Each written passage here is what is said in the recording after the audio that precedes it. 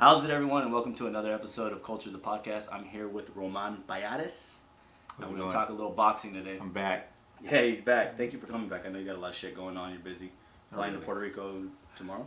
Yes, tomorrow night. Yeah, so thank you for taking the time out. No problem. I like talking boxing.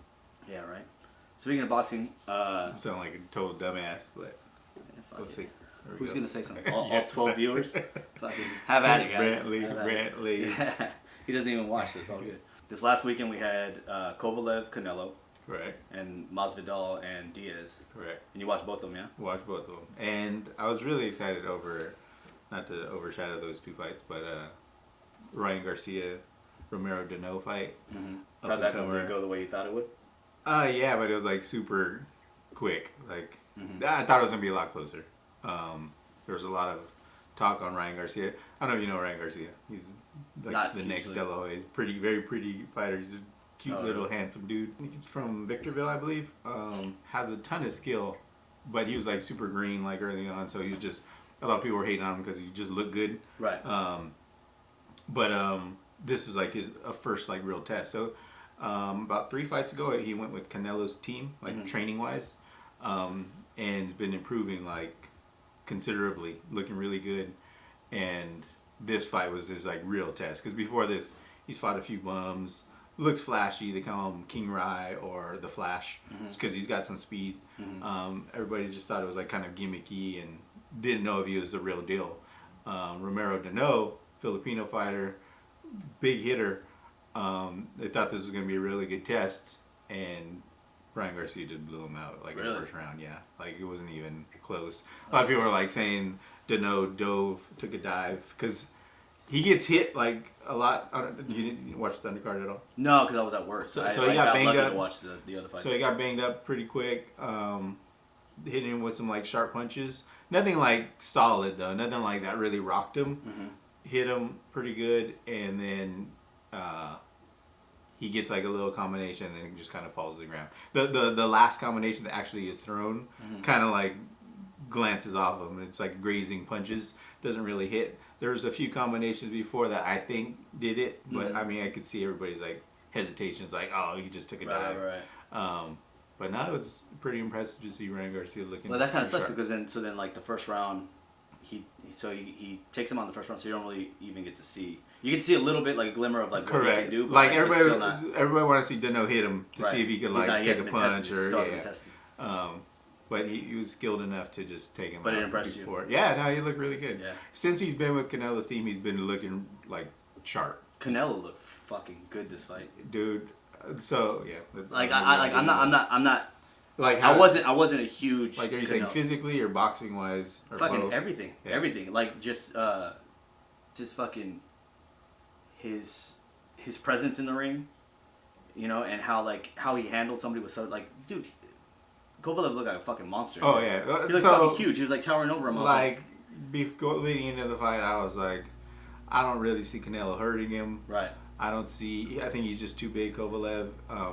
I think it could be bad for Canelo. For first round, you're thinking right away, like, if he catches him in the first round, like, Canelo could be in trouble. Yeah, and Kovalev's kind of just pushing him with his jab, kind of just going nice and easy. I didn't get that whole fucking strategy. It was like, I get it, because you don't want to get caught with, you're not going to give the smaller guy the benefit of, like, getting caught. I thought that's kind of how the fight would go. Like, I thought he would play it safe. Right. Not even try and risk it, just kind of bully him because he's the bigger dude. Right. Not even have to keep worry. Him at reach. And I was like, no way is Canelo gonna like have his strength be imposed on Kovalev.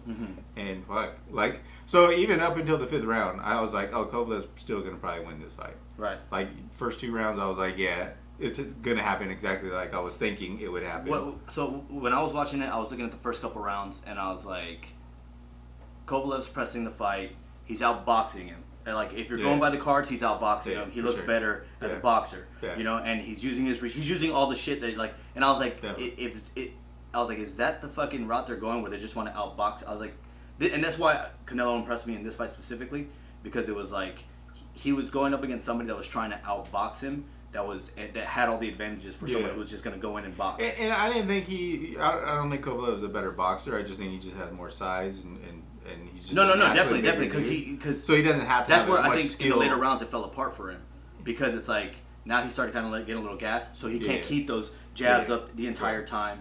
And then I mean, Canelo, like, I don't know if there's a switch or there's a game plan, but it sure looked like it.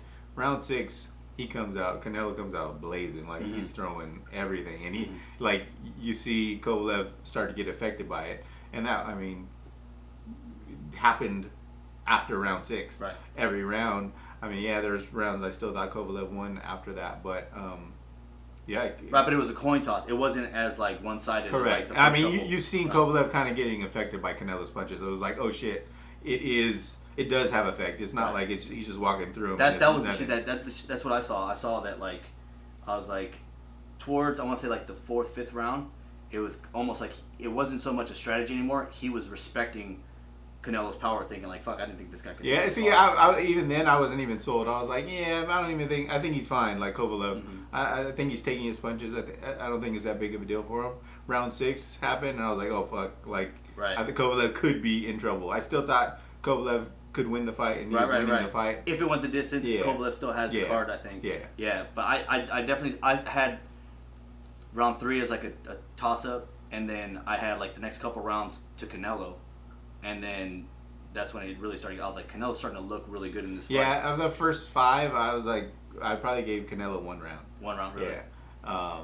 And then round 6 on, it was a totally different fight. It was a different fight. But yeah, and then the knockout happened. I did not expect that at all. No, not at all. Yeah, and it was the cleanest. Oh, it was beautiful. It was pretty beautiful. It was like, like there's no question. Yeah, it was like picture perfect as what you want as far as like a setup. But even like mid fight, like middle of the fight, if I were to bet, I wouldn't have bet that Canelo could knock him out. No, me either. So me I was really surprised. Just because super impressive. The way Russians are just like, they're hard to, you know what I mean? They die on their feet. Yeah. And just like, it was crazy to see that. And that's what impressed me as well. But I think at that weight, I think it's probably more to Canelo's natural weight. You know, like what he walks around at. Oh, so I'm wondering if he felt more comfortable just in that weight. I don't know, man. I mean, traditionally that doesn't work like that. Like, you fight at your walk around weight. You're not. Your power is not translating to. Not only that, you have guys that are 20. Or you guys that are 20 pounds heavier at their normal weight, cutting down to that, so they're that much stronger. Yeah. Normally, everybody that goes up, they lose their power, and it's just like, I mean, remember when De La Hoya fought Felix Sturm for his, like, it was like the highest weight he went. I think it was super middleweight. His power looked horrible. So, like, it did not translate at all. He like lost the fight really. Like. You've seen it. Felix Sturm was just hitting him with that jam. Yeah. A lot of cocaine being used too. So true. It could have affected him slightly. Speaking of De La Hoya, this is what I wanted to talk about. So, because the last time we talked about boxing and UFC and like Mike Tyson ruining. Don King ruining, right? And how it's like slowly, like, I think that UFC is slowly starting to gain on boxing as far as popularity, and like the cards are going to start getting bigger, the purses are going to get bigger. What'd you think about, because Dana was like shitting on De La Hoya about this during the post-fight conference or the press conference, saying that he's a piece of shit for putting the fight on the same night, and this is the second time he's done it, and the first time he blamed the UFC, and then this time they put the card up before, or the date up before they did, so then he books it on the same day, and then they hold the fight for fucking a UFC fight. Yeah, I seen that. I don't know what to think of that. It was pretty cool, because I heard about it like the day before, because it was on Instagram, on DAZN's account. People were like, "Hey, what time's the fight? Or is it gonna play against UFC's the bad motherfucker fight, the BMF fight?" And DAZN put on Instagram, they're like, "Don't worry, Canelo's not gonna walk out till after the BMF fight."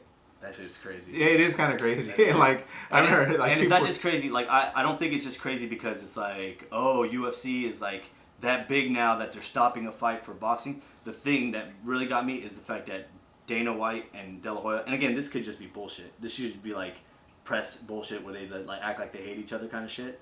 But the fact that they don't really like each other, and De La Hoya was like, and Vegas was like, we're gonna lose a lot of money. Well, it's different though. I mean, the DAZN model is a subscription thing, so it's like $20. So it's like, I get like, all right, let's just take the side seat and let this play because people are interested in it. They're not denying that. But I thought it was a cool play, to be honest with you. What I thought was dope, and this is what I would have liked as just a fight fan, is that they played it at for sure. Was it Madison Square Garden? No. Madison Square Garden was the Diaz fight. Correct. And they were in Vegas, MGM? Yeah. I think the T-Mobile. Oh, T-Mobile region? Yeah, they played it at the arena for everybody to watch, which is pretty cool. But then it was like a fucking shit fight. Oh, yeah. For sure. You know what I mean? That sucks. It's like here you go, like everyone's like so stoked about it, and then for those who don't know, they stopped it in I think the third or the fourth. And I think that was like a play in itself. I mean, by UFC. It's an interesting fight. Those two guys are interesting characters to see. So you can make a fight with them. It's just more intriguing. Masvidal was beating the shit out of Diaz. You know, Diaz said it was like, oh, I was about to turn it on. You know, he was getting gassed. He was saying, Who knows if that was actually going to happen? Mm-hmm. But there's intrigue still. You know, it's not like Masvidal just blew him out of the water. And I mean, they could have a rematch just because those two guys are characters. But well, the thing is that it never went to the ground, which is going to be Diaz's like bread and butter. You know, I mean, jiu-jitsu guys. Masvidal was controlling, so he was just like, exactly. I'm not gonna go down. Yeah, that's why every time he got caught, he'd go to the ground and just be like, "Come on." He's like, "Nah, fuck it, stand up. Let's go." But he was beating the shit out of him. He was controlling the fight the entire time, and the whole time you're just kind of like, "Oh shit, Nate's in trouble." Yeah. Nate better get him in a fucking for sure guillotine or some shit. He almost lost in the first. I mean, he was looking he got pretty wobbly. Caught. And then, so what do you think about the stoppage? Did you think it was the right call? Well, that's why I was saying maybe it was a play on them. No, I don't think it was a right call. Like, yeah, he got 2 cuts, but I mean. But did you see the gash over his eye? Yeah. It was like. Then why didn't you stop it in the first? Yeah, that's what I was thinking. You know what I mean? Because the kick did it. Yeah. It was a kick to the face that did it and just split him open, and then after that, it was a couple lefts to the eye that really fucking. I mean, the New York State Athletic Commission is always kind of shitty anyway. Like they're always kind of like they play it safe, so it kind of made sense that but why didn't they do it in the first or the second? Right. Why let it go a couple more rounds and then? And that's why I'm like thinking like maybe somebody was like, "Yo, stop the fight so we can have another one." Right. And then Dana goes out and starts saying like, "No, it's not what we're thinking about. We're not looking into another fight. We're not looking into or a rematch. We don't really want to go that route and stuff like that." So it's interesting. I mean, they're all really, really good fucking marketers. Yeah. When it comes down to it. Yeah, for sure. No, and it is kind of that feud between Dana White and Golden Boy, and they're always saying he's a piece of shit, and it's like, no. So there is that, and it's like, oh, what side are you taking? You know, like that's what was cool about this. It was like, all right, well, what side are we? Like, what am I gonna watch? Like at one point, I was like, shit, I'm gonna have to make a choice. Like, what fight? And then they. What would you have chose? Oh, Canelo for sure. Canelo. Yeah. It was a good fucking fight. That was one of the things where it was like, well, this is a kind of a good measure of if you're gonna be a fan of one or the other, this is kind of what you're gonna get most of the I don't want to say most of the time because UFC you're not gonna get a lot of stoppages like that. Yeah, which is kind of like shit. Yeah. So it's like had it played out right, it probably would have been a good fight with Diaz and Masvidal, but it wouldn't have been as good as the Canelo fight because the Canelo fight because Canelo looked. That was a great boxing match, in my eyes, where it was like you have a guy that's oversized. Great performance from Canelo. Great performance from Canelo. Yeah. But even then, like, because everybody was watching it with me, and they're like, this is boring. And I was like, it's boring to someone that's just kind of like looking for someone to get their head ripped off or looking for something, exciting or exciting rounds the entire time. But if you're looking strategically at what they're doing, it was cool to see a guy who was like a shift. I mean, there's Kovalev kind of had control of the fight early on, right? And then you slowly start to see it kind of turn, and Canelo starting to take over, right? And landing his shots, and I wish Kovalev was a little more aggressive. Yeah, definitely. That would made it a little more exciting. He'd step in and then he'd like roll up, and I was like, what the fuck is he doing? I don't understand that. I was like, why close the space? And then just kind of like, oh wait, like it was almost like, don't get into, a swing fest with this kid, keep him at distance. So it's like he was thinking the entire time, where he's like, and it was going against his like natural like nature of like, if I'm gonna box, I'm gonna jab, break down the defense enough, and then get in and hit him with a couple like heavy shots. Where those heavy shots never really came. Yeah, for sure. Yeah, it was like no. Remember, we're just gonna box him. We're just gonna. Yeah, box I was him. surprised more of that didn't happen. I mean, he is the crusher Kovalev. Kovalev was running through fools like 2 years ago. So you figure a smaller guy going up in weight, like he's got more reach. He's bigger than him. Like he's dominant. Like you said, he was a giant in there. He was huge. Yeah, it was. I didn't realize the mismatch in. No, I mean, so Canelo went up 2 weight classes. That's like, I mean, unless you're Manny Pacquiao, that doesn't happen. It's like huge. it's a and at 175, it's even more ridiculous. So, that's like not normal for boxers. Right. Like it's like even if that's their like walk around weight. Right. So that's because you're giving up. It's basically like saying like just to give myself the comfort in training, so I don't have to train as hard. I can be a little bit more comfortable. I don't have to like cut weight and exhaust myself. So I'll feel a little fresher going into the fight. But I'm going in a fight against a guy that's normally 20, 30 pounds heavier than I am. Exactly. You know, and you run the risk of really his size. I mean, his size. You run the risk of his height. There was glimmers of it. Glimmers of like Tyson handling bigger guys. You know what I mean? Like that's where I was impressed. You know, and it was just kind of like Canelo's kind of like, especially when Canelo started going after him. It was like around like the 5th or 6th round where he was kind of pressing the fight, and that's why I was like, why the fuck is he backing up? I was like, he's. Yeah. I was like, Kovalev keeps backing up. He keeps. I was like, if your goal is to outbox him, you shouldn't be backpedaling.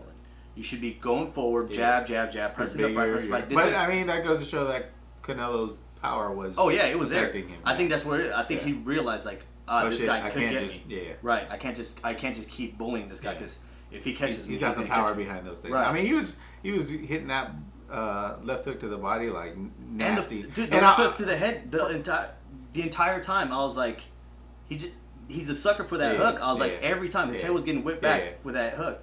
I was like, God damn, that left is just killing him. And that's what set up the last one. Exactly. It was a right. The right kind of like wobbled him, and then it was the left. So it was a right, and then you could kind of see Kovalev kind of like stumble to the right, and then that's when Canelo kind of closed the distance, hit him with that left again, and the left kind of like stood him up, and then that right finished him. Yeah. I mean, and then to Canelo's credit, in the 6th round, you see Kovalev kind of get hit with the left, and he's like, he kind of moves and gets affected by it. Right. So it's like, oh shit, that like his power is there. But never in a million years would I have thought Canelo would have done that. Just because, I mean, 2 weight classes. Canelo's always had power, but not like Tyson power. Right. He's kind of wore people down, and he did that with Kovalev, and maybe that was why they took the fight and why, I mean, that was their game plan. So it was really well thought out. Just wish he had like a plan like that for when he fought Mayweather. But see, so we were talking about that too. Like, he should have done all this shit against Mayweather. I was like, but the thing is, the speed, Mayweather's speed. He couldn't hit Mayweather. Yeah, he couldn't hit Mayweather. And so there was no like plan. There was no plan after that. They were like just assuming he was just, he's just any other fighter. We're gonna be able to connect on him. Yeah, and then you hope in the later rounds he wears down enough to where he drops his guard. But he didn't have like any body work against Mayweather. And granted, Mayweather, I mean, it's easier said. He just hit him in the body, wear him down. But yeah, like I was hoping Canelo. So I was hating on Canelo up until maybe the first Triple G fight, because I think I had respect for him. I thought Triple G won the first fight. But he did show balls, and I never seen that really from Canelo. Canelo's always so talented. He never really had like to scrap. Right. Until Triple G, and I was super impressed when the Triple G fights happened, because he really did step up and like banged it out with them. But yeah, before that, I was hating on him mainly because of the Mayweather fight. But I mean, he won every fight before that, so it was kind of like I wasn't totally sold on him. Then the Mayweather fight happened. He didn't have like a plan C.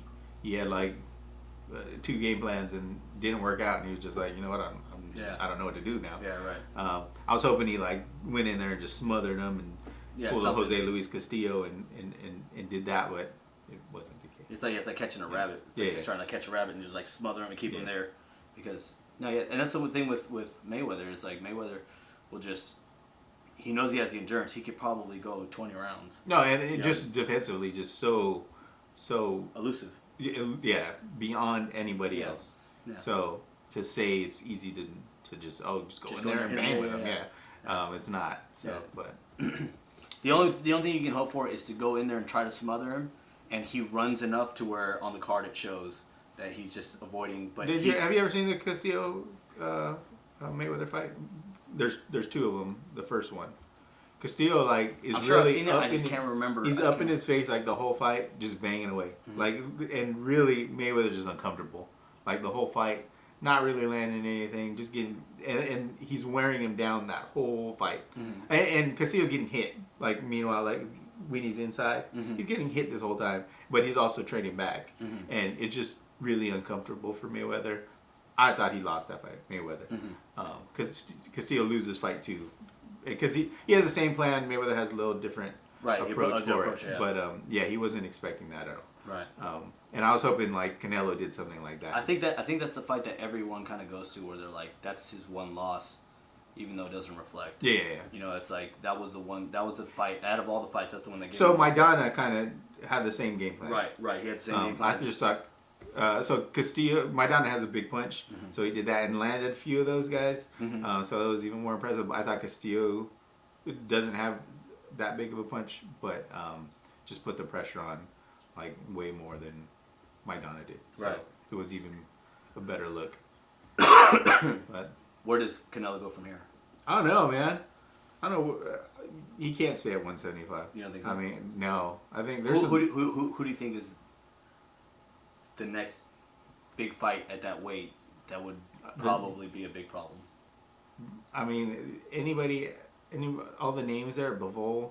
I mean, he doesn't want to be fighting those dudes. But I think the most intriguing thing that kind of just came up was Masvidal called him out. Did you hear that? Yeah. I mean, Mayweather McGregor outsold everybody. You know. That's true. It's an interesting fight. That's why I think a lot of the back and forth between Dana White and who's building that up. It's not just a feud between this. It's a feud between UFC. There's a and market boxing. there. Yeah, there's definitely a market. Let's keep building. It's almost. It seems really really like WWE. You know what's kind of lame though? MMA has become kind of that WWE with the belts and shit like that. The Rock coming out. Big Diaz is right. It should have been Mike Tyson. You know. Yeah. But yeah, it's kind of cheesy. That was funny too. Nate Diaz shitting on the Rock. Yeah. Where he was just like, man, fuck the Rock. Fuck him. He's on his side. He's like, that shit was funny. But yeah, I don't know. I don't really know. I mean, boxing wise, for Canelo, I don't know. I don't really know where he just mentioned he's probably not going to go back down to middleweight. But I don't know. He has there's names there for him to fight, but it's like there's nobody established. Names where? Middleweight. You know. There's no challenge. Super middle. Yeah, you got Charlos, but they're all there's still questions with him. It's not like they're at the top. So, and then Triple G just seems like such a... And we're back. Yeah. No, so you were saying that there's no one really in the middleweight division at Canelo that's really proven that Canelo would really be doing his career. And the same with, I mean, light heavyweight, same way. I mean, there's names out there. Probably I would stay away from him if I were him. But, I mean, I know he's always trying to... It seems like he's trying to prove something with his career. Definitely, yeah. Yeah, it's like to what avail? It's like, are you gonna? I mean, this alone is pretty epic. I think. Right. Knocking It's like knocking Kovalev out, knocking him out, going up 2 weight divisions and knocking them out. Not winning a questionable decision. Right. You and know? it's not like, and it wasn't a chump that you went up against. Yeah. It wasn't like, oh, he went up, but it was. I mean, there's always gonna be knocks. I mean, Kovalev looked shaky in his last fight and whatnot. But still, I mean. But against another true light heavyweight. Yeah. You know, not against a guy. But he was just like kind of a bum. Right. But still, he got tagged and it was like, oh shit, he might not survive, and he did. But yeah, it was pretty damn impressive still. What do you think the next big thing for boxing would be? Like, what's the next, like... Big fight? Or just, yeah, like, I mean, Triple G's out there. Yeah, and Triple G looked bad in his last fight. You have, a lot of people think Triple G lost his last fight. They were banging back and forth. I thought Triple G won the fight, but he took some punishment. Mm-hmm. And that dude isn't that notable either. Mm-hmm. So it's like he's on his way out. Although DAZN has still, I think Canelo has like 7-8 more fights on their contract. Oh shit. So they gotta do something. Yeah. So I mean, he might need to take a break. Triple G after this would be an interesting fight. Just correct. I mean, because that's the matchup. You would think it would be an easier fight for right. Canelo. I mean, he is looking a lot more impressive as a boxer than Triple G is. Mm-hmm. So he should be able to just wipe the floor with him. You would think, because I mean, Triple G's age is looking. I mean, it's coming into play. Mm-hmm. But yeah, I don't know who else. And you have. But I think the biggest fight. I mean, the heavyweights. Yeah. Yeah, that's what's kind of exciting for me now is that we finally have heavyweights. You got that Ruiz, baby. Like that boy's solid. He's a good fighter. Everyone gives him shit because he's fat. He's fluffy. You know what I mean? Yeah, because he's fluffy. But I'm curious to see how he comes in here, because you mentioned he's going to come in shape. Mm-hmm. So we'll see what that means. But yeah, I saw this like article or this like video of him like saying like showing glimmers of Tyson and I was like, let's be easy. Like, come on now. Did you see? Speaking of Tyson, did you see the video of Tyson talking to he's talking to a couple of just regular people, and then like he's like going over like technique and like moving and like footwork and like how you like move around your opponent and he's like what each steps like after you weave, where you go and why you want to go there. No, and his fucking hands. So he's doing it. It's kind of sad if you're a huge Tyson fan, you look at it and you're just kind of like, oh fuck, you can tell he's getting older, but he still looks good. Yeah. You know what I mean? Where it's like, fuck, you don't forget that shit. You don't that shit's ingrained in him. Yeah. But it's cool just like seeing him, because you don't really see him break down boxing and talk about boxing like that. Yeah. He hates it. He hates the fact that he hates that whole like part of his life. So it's tough for him to talk about. But to see him like go through, his boxing knowledge, he doesn't get. I feel he doesn't get enough credit for. Oh, for sure. He's he's a student of boxing and he loves boxing. He just hates the fact that he was taught by the great Customato. So it's like, I mean, that's a ton of knowledge in itself. Right. And he's retained. And everything was like just going over old videos of old boxers, and that's what people would do. They wouldn't really review. Like now, people review their own fights and they go over their opponent's fights over and over, and they like see videotapes on them, stuff like that. But back then, it was like a lot of just like technique and what this boxer was brilliant at this, and this is what he did. This boxer was brilliant at this, and this is what he did, and try to integrate it into your own boxing, And yeah, it's a really cool video of him just talking to two like regular guys. I don't even know who the fuck they are, but he looks impressive for somebody of his age. Mm-hmm. Still kind of doing it, but at the same time, if like you're looking for Tyson, you're like, God, he's getting old. He's fucking old now. Yeah. It's sad. Young Tyson is freaking a wonder to watch. 18-year-old, 17, 18-year-old. Oh man. Oh, it's crazy. He looks so smooth, so strong. Yeah. He looks like but the thing is, you have to know that it's young Tyson fighting, because if you look at it, you're like, oh, this is a grown man fucking beating the shit out of someone. Like, oh no, he's like 16 in that fight. Yeah. And you're like, what the fuck? But he is still like always the little dude. Yeah.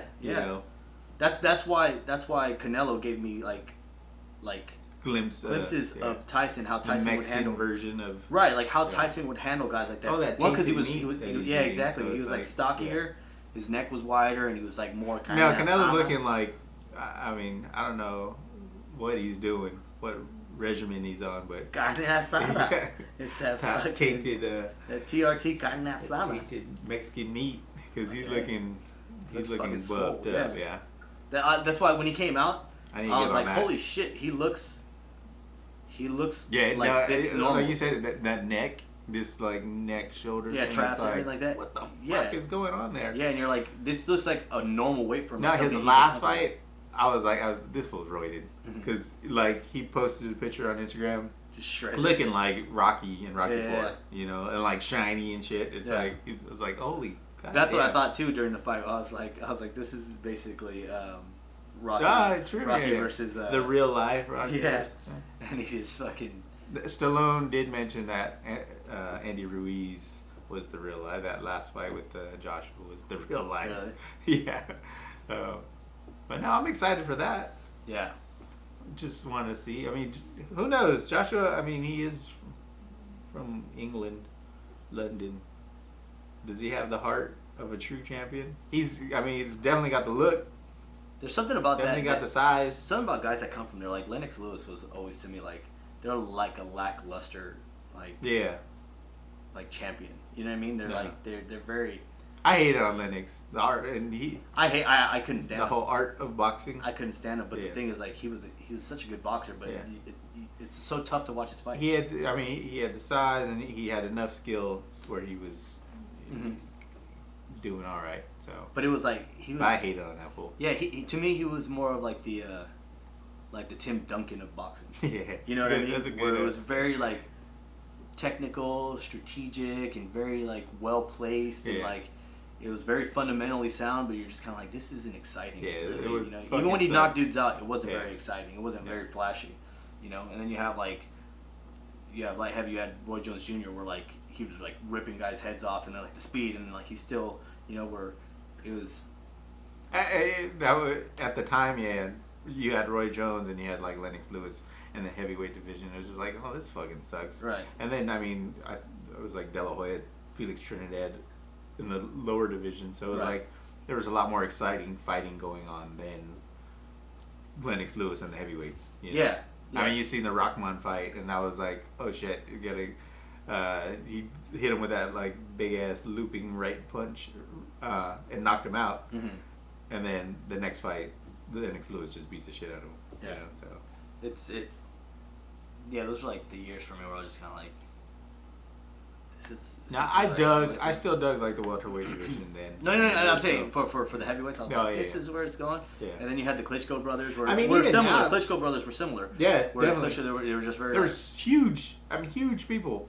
Just and it had like straight. I mean, Emmanuel Stewart kind of just took over the heavyweight division and just got a big person and like taught them the fundamentals and made sure they worked out, you know, because a lot of the people were just fat people and with a big punch, you know, and they were getting away with that big punch for a long time until they fought somebody who actually knew how to fight, and they would lose. So it just really wasn't. I was told a lot of people went away from boxing because the money wasn't there. They'd rather go to like basketball or football. Like the money was in those sports, so it's like if you're an athlete. You're gonna go to those sports and get paid. You know? For like the bigger guys? Yeah. Yeah, so if you're like 6'6" and shit like that, it makes more sense to do. Yeah. So I think the heavyweight division is kind of coming back. It's still not as exciting, I don't think, as well, I mean, Deontay Wilder, definitely. You know, I think it's. I attribute. I think we just need a good black heavyweight. Deontay Wilder, that's the dude, man. I'm saying, it's like anytime there's like a black guy that's a heavyweight, it's like and then everyone's like ears up, like here we go. It's also cool to have like a bad guy. Mm-hmm.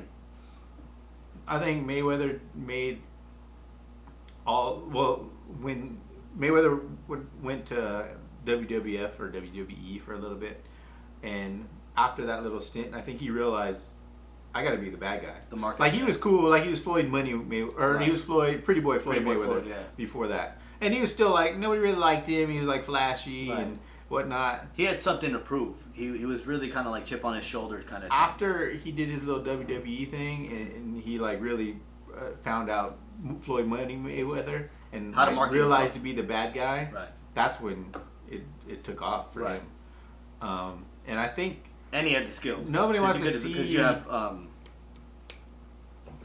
his boy Broner. Broner. Yeah. AB. Yeah. AB is like trying to be the bad guy, but doesn't have the skills for it. You know what I mean? So it's like it's like not taking no one gives a shit fight about game you. seriously. No one gives a shit about you because you don't have like we can't rally behind you. Because if we rally behind you, we're the guy with the shit talker that gets, and then you get your ass kicked. now everyone's happy because like, haha, the shit talker got his ass kicked. Yeah. You know, so it's like. But still, people will still show up to see bro because of that. You know, so you can always sell that. But yeah, I mean, Deontay Wilder, he's taking that approach on the heavyweight division, and that, I mean, sky's the limit for that. Mm-hmm. If Joshua wins the fight, no matter what, Ruiz, Joshua, they're both kind of like good people. You know, nobody really wants to see. I mean, luckily Canelo and Triple G are really good fighters, but they're both nice guys. They don't really talk shit on each other. You know, I mean, Canelo's kind of throwing a few things, but he's overall a nice guy. He's not like taking the bad guy role. I feel like for Hispanic boxers, a lot of it, they respect the sport so much that they don't like the gimmick aspect of it. Yeah, but I'm gonna let my boxing speak. So in that aspect, is probably true. But having a bad guy sells, you know, and people like to see it Broner or Mayweather because they want to see him get beat. Right. You know, and they want the nice guy to win, or some want the bad guy to win. You know, so but there's a divide there where it's like, oh hell yeah, I get excited. Going to MMA, that's why McGregor's so popular. Diaz, that's why he's so popular. I mean, people like that. So see, but that helps. The thing with Diaz, I think Diaz talks shit, but it's genuinely his demeanor. It's not like he doesn't put it on. McGregor, you can tell McGregor puts it on, and it's like almost like. But he is a little badass. I mean, he's Irish. I mean, he's got that. He's got that flair. It works. It works. I mean, it's exactly. But it a lot of times you ain't gonna see Canelo like try and do it, you know, and it's just gonna come off wrong. It's gonna come off weird. Yeah, like you can see, and that's what with Wilder. I hope it's not like people trying to take that role and because they do it, it's not in their character. I think that's just naturally Deontay Wilder. Like, I mean, you've seen the to this day clips, you know. But I think it works, and I'm excited. I was super excited about a Wilder Joshua fight. You know, I mean that sells more than anything. USA, UK, two big black people fighting, two big African United Kingdomer. What is the proper term? United Kingdom. What is the correct? I like to call them the Queen's Africans. Is that a proper? The Queen's Africans. We'll call that. Anyway, I mean, seeing those two guys fight would have been awesome.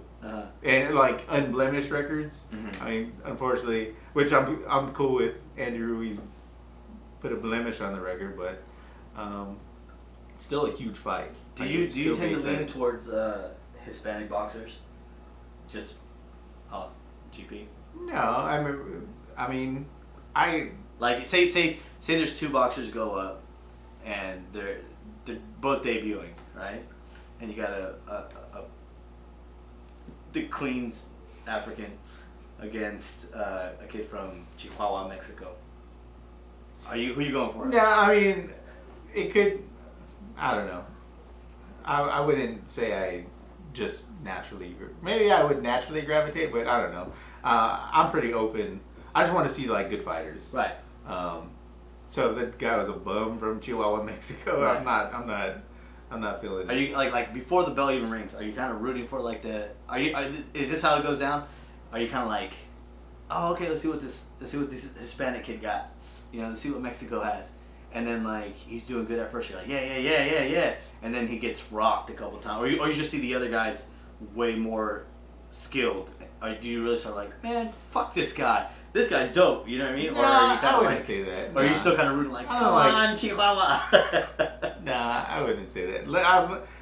If I'm watching a fight and don't know any of the fighters, I'm pretty open to. Like, I just want to see who's the best fighter. So you if I know the fighters, I mean, I'll know fighters on a card. If I already like have seen them fight or whatnot, I'll probably gravitate for Mexicans or whatnot. Just because I like the style more so. I gravitate to the black guy every time. Maybe. It's the style. It's the style every of time. And if he's black and Cuban, oh my God, even I'm putting all my money on it. Felix I'm throwing Gamboa. I'm throwing all my money on it. He's Puerto Rican, by the way, but thank you. Oh. Anyways, yeah, I'm throwing all my fucking money on it. There you go. You're Yorkis. Gamboa. Yeah. How's he doing? Up 50 Cent treatment. He's not doing. Yeah, he's not doing shit. Yeah, he's not doing the greatest. He's doing bad. For us, you know what's interesting for the Cubans right now is MMA. because we have. Oh, you got some fighters there? Masvidal's Cuban. Oh man. Masvidal's Cuban. Somebody's but off. no, but even Yoel Romero. Yoel Romero's a fucking beast. Yeah. So you look at him, you're like, fuck. It's like Yasiel Puig, Yeah. fucking. Oh, we just touched on a whole other hour of. What? You want to go that round? What round? Are you ready to talk about it? What? Speak on it. The DS, the NLDS. The what? The NLDS, National League Division 6. Oh man. Not ready? Okay, we'll Yeah. keep talking about boxing. I'm not quite ready either. I'm gonna have Juan over and talk to him about it. I mean, what are your thoughts on? This is gonna sting a lot of people out there. A lot of people I don't think they are, but I think All 8 of you. I think Kershaw's got to go. Oh man, yeah. No, that kind of broke my heart. I It think really Kershaw's did. got to go.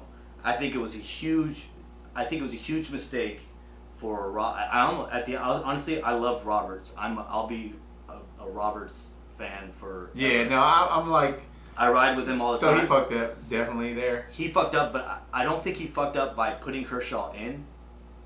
I kind of do, but not really. Well, I mean, if he took him out at the end of the inning, which he like totally saved the day, Right. You know, it's like, oh hell yeah, he did right, it. right. And let your relievers do what the fuck they come to do. And then, but then Joe Kelly probably comes in and blows it, which is cool. You know, Which is fine. Yeah, That's what he gets paid to do. Yeah. He gets paid to come in and either be the hero or the zero. So it sucked. You don't fucking destroy your starting pitcher like that. Kershaw's still such a good pitcher, though. I mean, except for the postseason. He is. Well, here's so it's like hard to say like how you can just dump him. I mean, fuck, just don't play him in the playoffs. No. Sit him So down. the thing is, so Pedro Martinez was talking about. And he said, look, Kershaw is at that point in his career where he needs to start pitching around batters.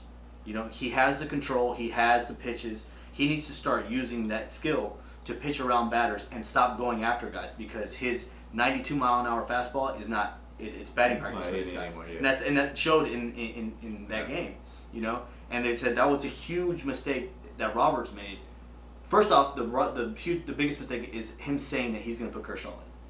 He's saying, I'm going to put Kershaw in. If we get into later innings and we needed someone to kind of like to save the day, Kershaw's going in. Well, you do that shit now, they're expecting it. So now they're looking at previous at-bats with Kershaw, where he tends to place things. So you set him up for failure there. And then you put him in behind Buehler, who's throwing 98-mile-an-hour fucking fastballs. And then you have they've been seeing 98 the entire time, and then you give them like a 90-mile-an-hour fastball, they're going to just tee off on that shit. No, that hurt. It was that one hurt. brutal, like back to back. I was in Hawaii watching that fucking thing. Oh, she's shit out of me. How was it? How are my cousins over there? All good? Good. Okay. Shockers. Shockers. Um, It was. I don't know it. I mean, first off, the fucking MLB season is way too goddamn long. You think so? Hell yeah. What, 162? Just have my team get beat in the fucking... Yeah. MLB athlete. God damn it. I didn't want to bring it up. I was gonna do a whole podcast with. No, I mean, so because I know Juan will start crying. And then it just pissed me off. I mean, yeah, it's like one of those things where it's like I'm boycotting the World Series. Fuck Houston. Fuck Washington. You know. Is that how you felt in the World Series? Yeah, I was like. I rallied the fuck behind the Nationals. Nah. I totally about because this is my whole thing. I don't dig that. I had this conversation like every outing with people. Really? About no, this team that beat us. It's always that's how I'd rather lose to the guys. best. I'd rather lose to the best. That's how you're fuck everybody for that. You want them to both. Yeah. Soto, fucking Rendon, fuck all those guys. No, I was still pissed over the Astros beating us though. Yeah, no, exactly. So I was like, both of fuck them. Yeah. But it was great to see them win the year Bryce leaves. That's like. And then I mean, even though the last game was dope. I mean, it was. I actually watched it, so I did boycott. I wanted to boycott. Who'd you want to win though?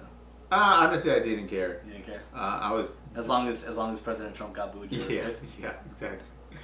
What do you think about that? He got booed at the Nats game. Well, that wasn't the last game though. I think it was game 5 or 6 or something. Exactly. And then he gets like totally rallied for at the UFC fight. I heard that was a lie. I heard he didn't really get rallied for. Really? Yeah. They definitely didn't yell lock him up. Because they didn't put him on the big screen. Oh, is that what it was? Yeah. So they said there was the video they have of him is somebody like recording him, and there's something on the big screen that people are cheering. Oh, so okay. it looks like they're cheering for him, but they're not cheering for his dumbass. Right. So. But, that's how you really feel. Yeah. Fuck that. Fuck the Astros. Fuck the Nats. Fuck Trump. Fuck Jesus. FDT, man. God, you're just so aggressive. I think you're still just a little hurt over them, but not fuck Kershaw. You're still good with Kershaw. You know what? Yeah, I'm still alright with Kershaw. I mean, it sucks. Yeah, it's like. Do you still put him out as your ace though? Oh hell no, Bueller's the ace now. But you think he'll be able to take that? Is Bueller the ace? Because I have this argument with Brantley every fucking time. He says the Korean Kershaw is. No, I think Bueller's still the ace. Or the I think he's the one that we need to put. He's a fucking stud. Everything in. You know, we Bueller's a stud. Yeah. Go chips in on him, and just make sure he gets whatever the fuck he needs for the next few years. Ryu's pitching gems. Oh, for now, sure. You know, sure. which is dope. I mean, it's arguable. That's a good argument. I think Bueller's better. But I think career wise and more consistent. Yeah, career wise, you have less chance of injury with Bueller. You have less chance of.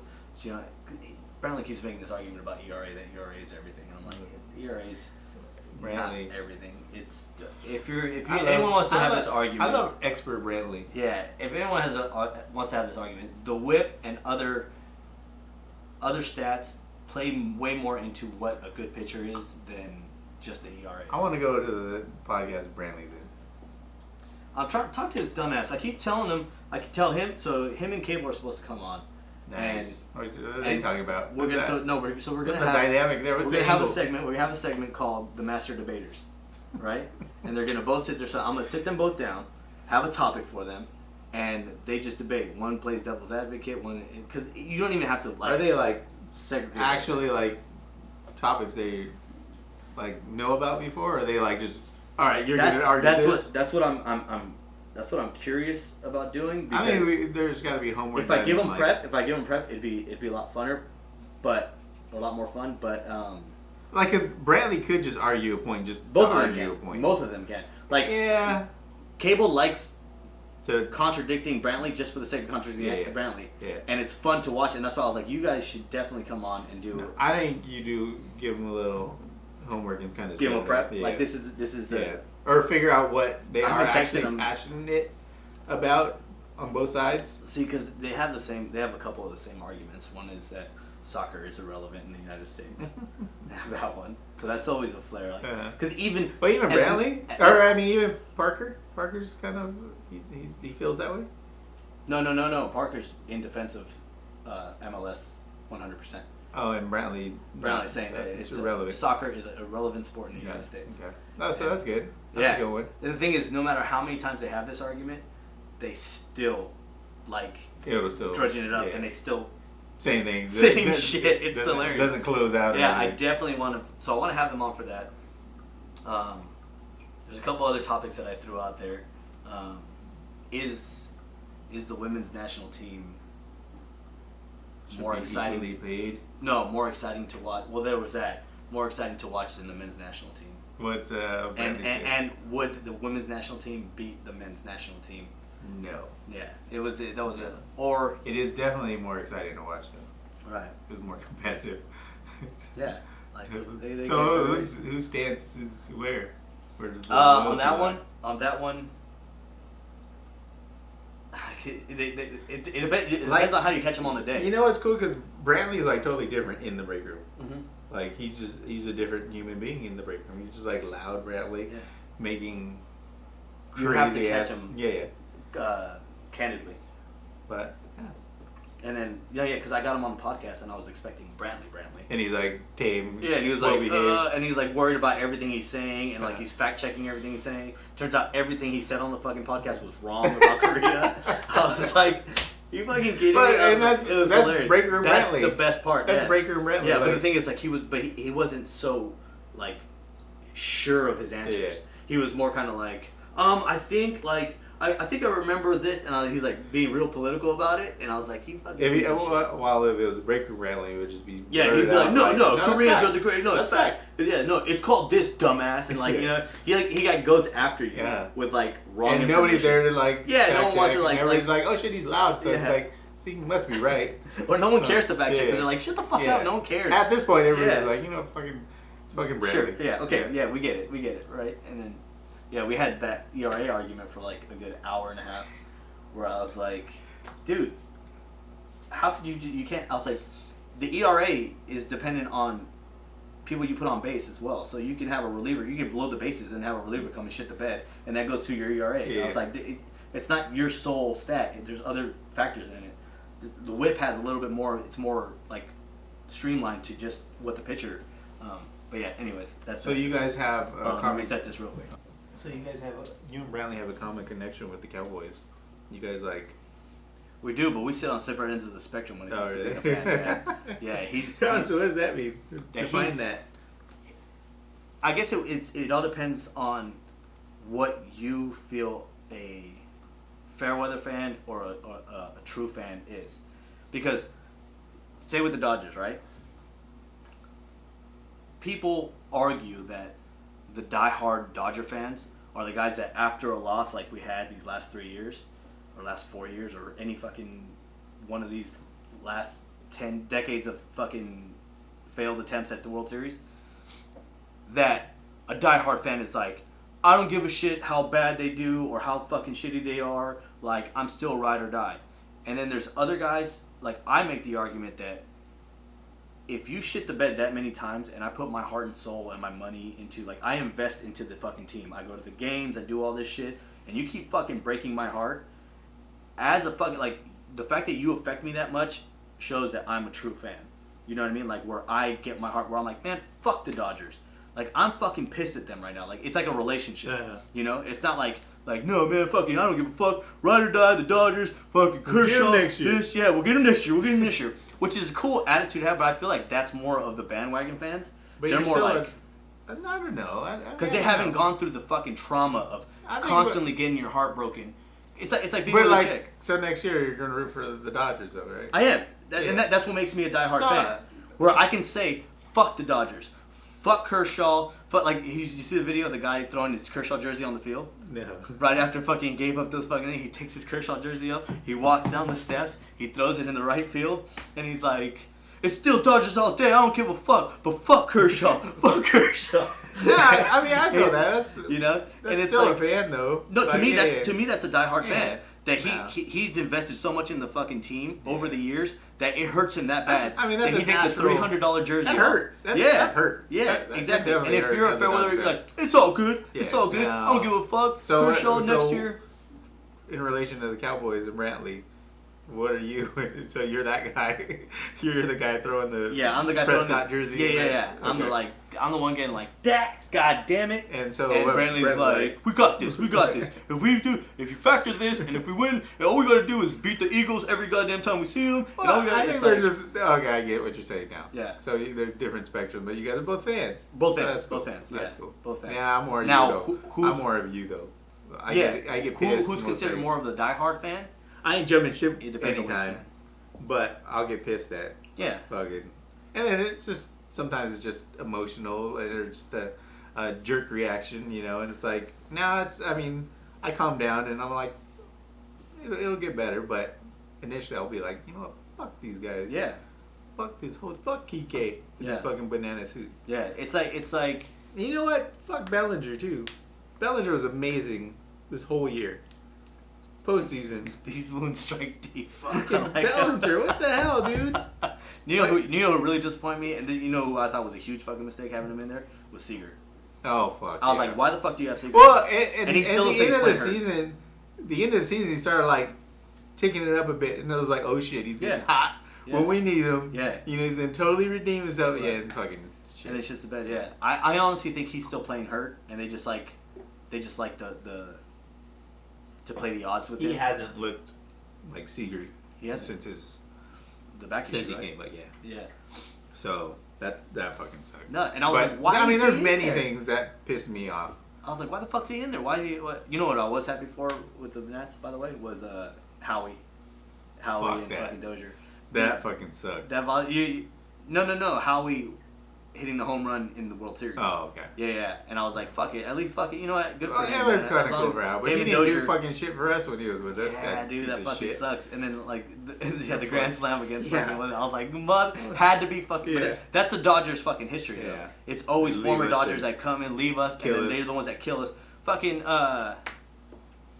Red Dick, his ass fucking, when in Houston, like, he didn't do shit for us. Yeah. He froze. We fucking booed him. And then he comes back and he fucking lights it up when he was on Houston. I mean, yeah, there's many things to be angry about.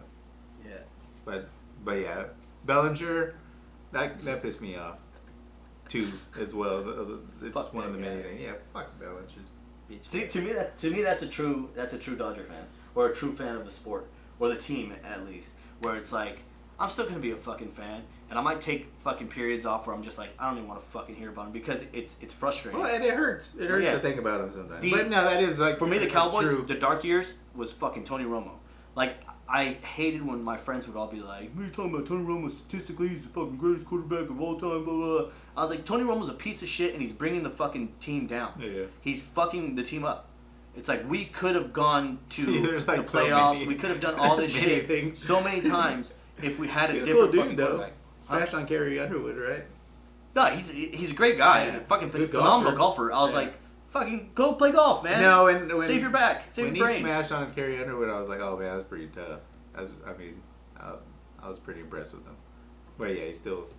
Yeah, but it's like fumbling. I don't give a shit. Like they could all be fucking great guys. Like I'll go have a beer with them, but fuck them. Like you're fucking up the team. Yeah. You know, there's so many things. And then there's guys that are like no, fuck that. I'm a diehard fucking Cowboy fan. I ride with fucking everyone. It's like, so you ride with a guy that's fucking your team up, and he's the reason why you guys aren't making the playoffs. But you're okay with it's like, no, you're more of a fucking player fan in that sense. Where to me, if you're a team fan, you'll like right now. As much as I don't want to fucking get rid of Kershaw as a Dodger fan, it's like everything he's done, it's like, no, the time is up, bro. Like, you need to go. You know, it's about that time where we need to find. And then he's gonna win a fucking World Series with Houston or something like that, or the Yankees. Yeah, I get it, but it's like, it's the same thing with Greinke's bitch ass. Oh yeah. You know. No, I was kind of happy that Greinke didn't get. Yeah. You know. And he was the last game. Fuck. Yeah. And he was pitching amazing. He was pitching a fucking gem. That's what frustrated me even more. I was like, another fucking former Dodger performing in the postseason. Although Greinke never faltered. Yeah, he never. When he was on the Dodgers, he never faltered. In the postseason. When he went to fucking, I'm sure the Diamondback fans were like, where the fuck is this guy? But no, yeah, it's to me, if you know something's a cancer in your fucking clubhouse. Like, there was time, like, as much as I love Puig, there was that time where Puig was fucking up, and I blamed him more on Mattingly not fucking getting his shit, like, not being a proper manager and getting them in order, you know. Cracking the whip on his ass. Cracking the whip and teaching him. No, but even after that, he was still shitty in the playoffs. Yeah, and I was, like, kind of like, but... I always loved Puig, you know, but yeah... He had like several opportunities to be like the savior and come up big and fucking nothing. And there was times where I just but that's our whole. I mean, that's everybody. That's everybody really. You know what I mean? The only guy that I can think of that's ever really like been super consistent and just whenever you needed him, he'd get something done, even when he was like in a slump, is Turner. I would say Justin. Yeah, Turner JT is the one where it's like that guy's a fucking stud. Underappreciated too. I think he doesn't get as much fucking love as he should. Until now I think now you've become more of a veteran. I think people like, come on JT, but now he's getting to the point where it's like, JT, you're getting kind of old, man. It's fucking come on, just get a hit. Just get a hit. Come on, get on base. Don't hit a home run. Just come on, like make contact. Yeah, maybe it might. So much shit. Might get a bloop. I don't even know what point I'm making right now anymore. No, but I think just being a true fan, and there are different spectrums. There's a lot that are more it's a wide spectrum of like what a fan is, and I think you go through like these evolutions of a fan, like. When you first come in, you're like, fucking yeah!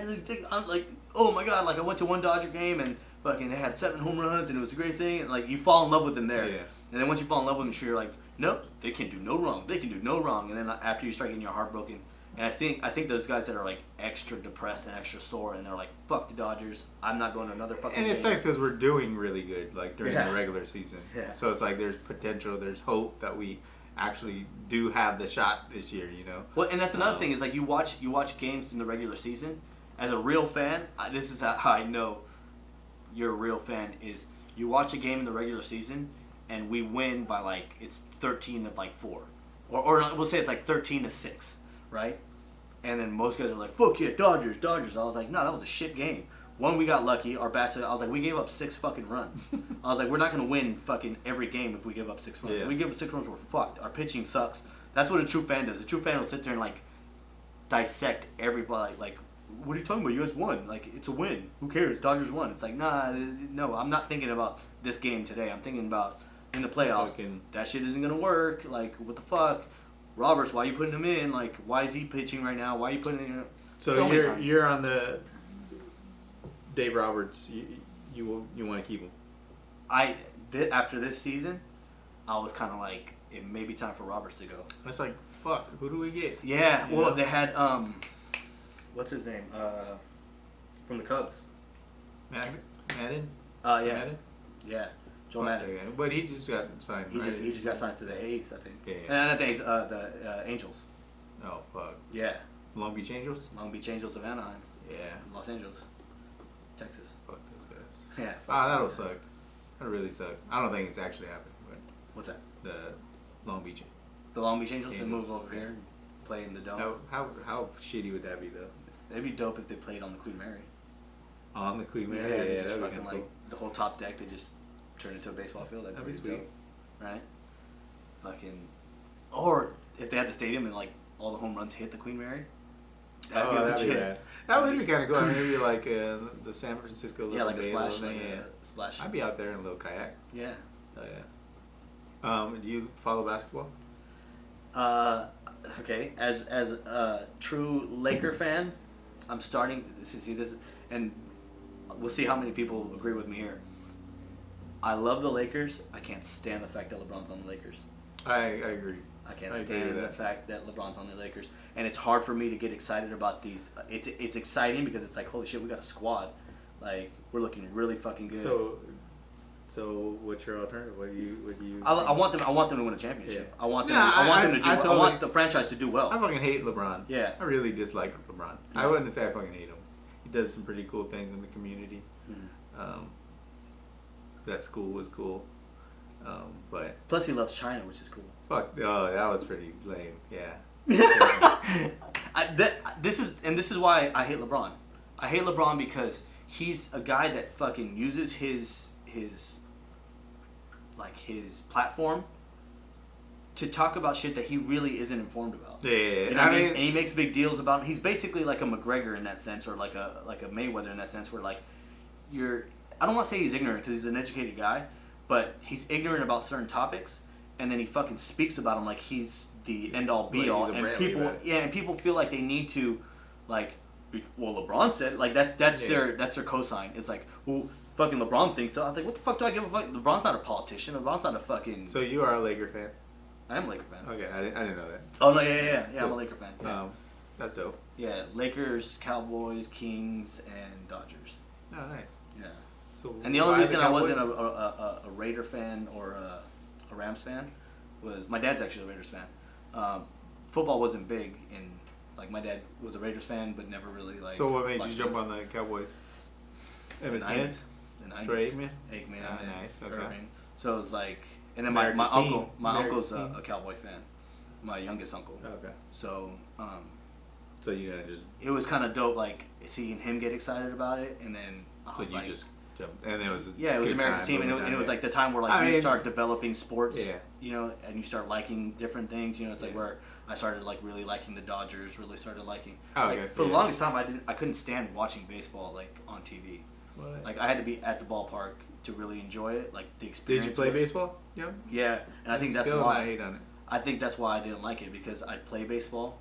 No, I was like I was like really nerdy about baseball. Were you good at baseball? Yeah, as a kid, I was really good. Yeah, I just did little league. Okay. I didn't play. I was all thought I was cool in high school. I wanted to be a one-sport athlete. What was that sport? Football. Football? Yeah. How'd you do there? Because you were a tiny little guy. Yeah, well, our school, we went to Catholic school, so it was a tiny bunch of people. So, like, I was receiver and, like, DB. Were you like a good school? Hell no, we're sorry. Oh, you guys were shitty? Yeah. So, we were sorry. But, no, I mean, I got playing time. I was a skilled player. Mm-hmm. I mean, I'm somewhat athletic. I'm not. I played football, and again, like, football wasn't a sport that we really cared for growing up. Hockey was more of my, like, the sport that if I was going to do anything, it probably would have been hockey. Really? Yeah. Cuban hockey player. What the fuck is that? Are there any Cubans in the NHL? I don't think so. What? I would have been fucking first. You could have made it. Been the you first. could have been the guy. Yeah, too bad. Fucked up, bro. Too bad. It's a lot of money. It's a lot of money. What? For some reason, I gravitate to most expensive fucking. Were you ever when sports. Shane True was working? No. Oh, okay. They all played. Shout out to Shane True. Shane True up and down. They all like played hockey, like Daryl Catapon, you know. Mm. No, but they actually played hockey. So Daryl was a Filipino dude. So we were cool. So I went to go see his games a few times. He was all right. Like he was pretty good. Like quick and whatnot. I don't know fucking hockey. No, I was good. The only thing I know about hockey is like knuckle puck and fucking shit. Oh yeah. D3 baby. D2 baby. Flying V. Right on. No, I was good in hockey. I was really good. Yeah. Like good in what sense? I'm a goalie. Enforcer? Oh shit. I'm a goalie, yeah. Shit. So I was really good. Like my goals against average was like 1. So like 2. You grew up South Bay, right? I grew up in South Bay. At that time when I discovered hockey, we lived in the Orange County, Dubuque. Okay. Yeah. So then we started playing roller hockey out front, and then was that inspired by my brother? Ducks? My brother. Or Wayne's World? No, it was the Kings going to the fucking. Oh hell yeah! It was Gretzky and all that shit. Wayne's World made me buy a freaking thing, a little net, and fucking little car. That's me and my buddies did that. So we would always play in like my neighborhood. We'd always play something, baseball, football.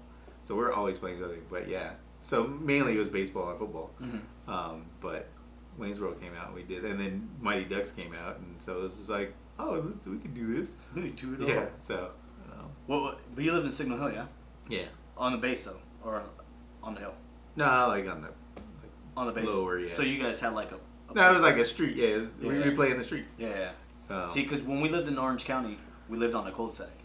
So gotcha. no cars went through. So it was always like we'd go. It was dope. We'd play like pickup ball, and we'd like our driveway. The end of our driveway would be like home, and then we'd play. And then my brother would play with like a stickball bat. Or like a bat, and we play with tennis balls, and then I played with a tennis racket as a kid, so I was like maybe 5-6 years old. I played with a tennis racket, so I got to like, if I hit it right, like it go, like I hit a home run, like so if we hit it on the neighbor's field across. Why the fuck did you play with a tennis racket? Because I was little, so I wasn't. Yeah, if I hit with like a stick, I wouldn't be able to like hit it far. Yeah, it'd be grounders all the time, and my brother have to go run and grab it. Gotcha. So it's like he would pitch to me, and fucking. I'd use a tennis racket so I could like hit it and hit a home run. But yeah, we did a lot of fun shit like that. But so I became a goalie because my brother's shit. He was a skill player. 8-9 years older than me. How old was my brother? Maybe 5-6 years older than me. He was older than me, so he'd have all his friends come over and they'd all like take shots on net and. It was like lame, so they were like, "Hey, you get your little brother." Yeah, you want to stand in the net? You want to stand in the net? So then I stand in the net, and then like there's a bunch of shit that my brother did to me growing up that totally like either helped me or destroyed me. So as a kid, I'd pitch for him. I'd always be the pitcher, so I was a good pitcher. But he had me. He's like, "Oh, let me teach you how to throw a curve." So I was like 6-7 years old throwing curves, just destroying my fucking elbow, destroying my shoulder. Yeah. And then like he'd be like, throw a little harder. So like I'd throw it, and then like you'd hear the ball like, like cut air, and he'd be like, ooh, that was a good one. You could hear it. You could hear it. So like I kept trying to throw my hardest and like throw like my hardest and throw a curve, and just destroyed my fucking arm. Nice. And then like we had this cassette of Jose Canseco like clinics. It was like Jose Canseco teaching kids like all these like little fundamental sports and they're like, as a kid you just want to throw and develop your arm and throw as hard as you can, but don't go into throwing curves or anything till you're about 14, 15 years old. I was like, what? God damn it. Yeah. Because like I'd sit there and I'd pitch to them, and after a while I'd be like, my elbow kind of hurts. My elbow. He's like, oh, that's cool. So then like I'd like try different pitching angles to where it wouldn't hurt anymore, you know. And I just the whole time was just destroying the whole elbow. Everything, mostly my shoulder, but yeah, my elbow. And then no, I always wondered what I would have been if I continued playing baseball. But yeah, I had some skill, yeah. You think you would have done better in baseball than you would have in football, for sure? Oh yeah, I mean, thinking back, I mean, just physically, I could have been Altuve, baby, 5'8".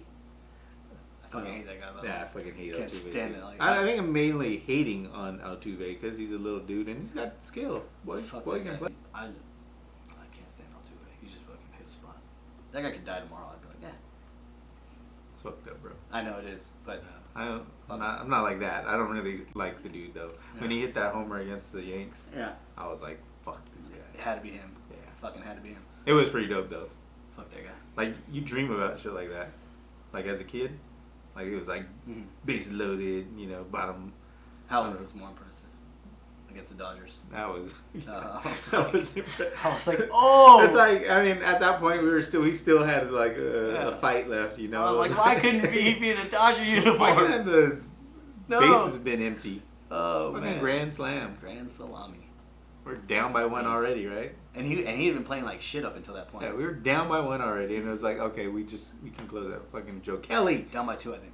Yeah, maybe. Yeah, because it was back-to-back jacks on Kershaw. No, the tie. I don't know. Oh, we were down by 1, you think? No, so I don't even think we're because the back-to-back jacks tied it up. It was 3-3. I think they scored another run. We were still. I'm a little traumatized on it. But anyway, fucking put it out of slam range. We were like, we're out of dead after that. Dead in the water. Damn. Fucking Joe. Fuck Joe Kelly. Fuck Joe Kelly too. Fuck Bellinger. Joe Kelly. Die-hard fan though. Die-hard fan. Fuck LeBron, dude. Fuck LeBron. I am a big Kyle Kuzma fan. Kuzma. He's my favorite player right now.